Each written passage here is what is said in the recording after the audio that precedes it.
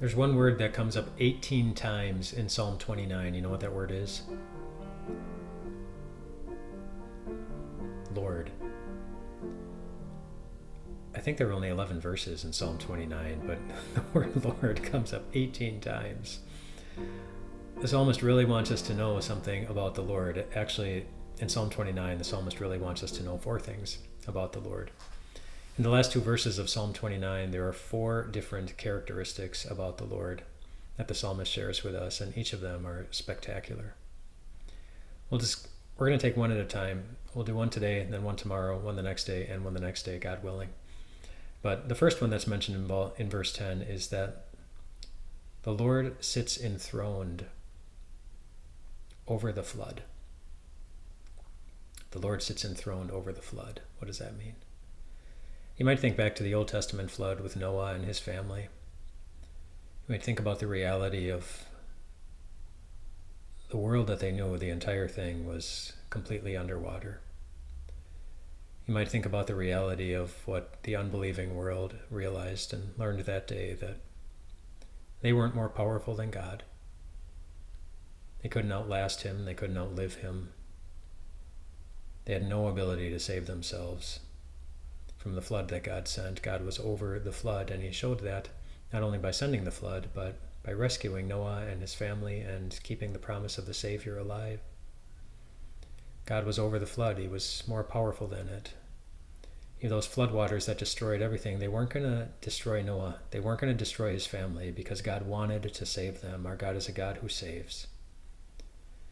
You might also think about something that's come up a couple of times already with Psalm 29, and that's the Israelites crossing through the waters of the Red Sea. There was a flood there too. It was the flood that came together when the sides of the Red Sea would have come crashing together after the Israelites were on the other side on dry land, and the Egyptians couldn't stop it from happening. They had pursued the Israelites into the Red Sea, onto the dry ground, but as soon as God knew that his people were safe, then the waters came together again, and God was in control of the whole thing.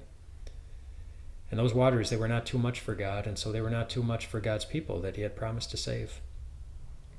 Nothing is too hard for God.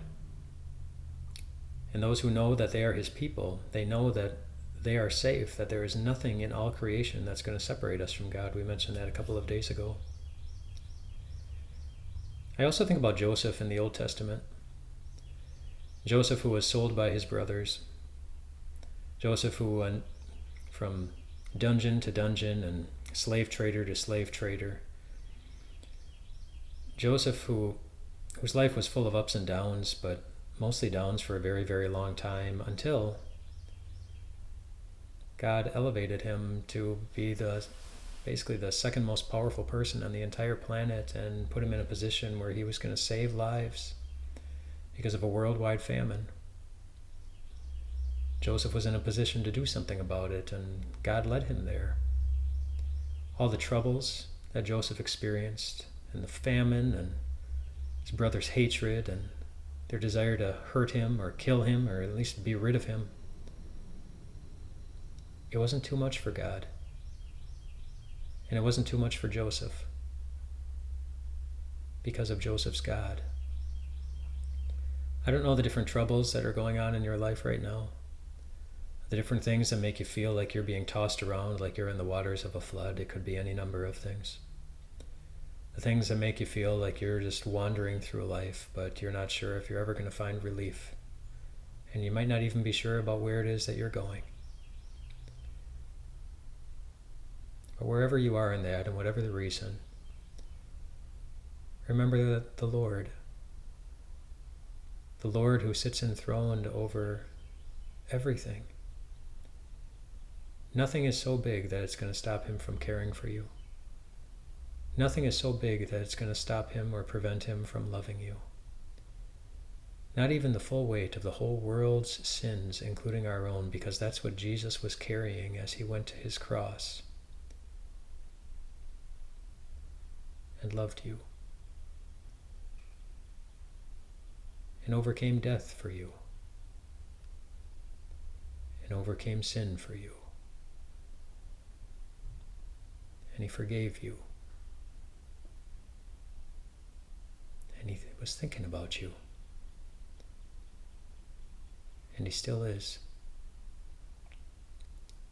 Eager to be in eternity with you, but also very glad to be right there with you, wherever you are right now. A Jesus who knows something about hurt and trouble and floods and pain and sin. He's right there with you because he doesn't want any of it to overcome you.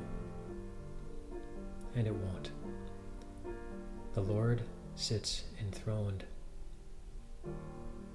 over everything.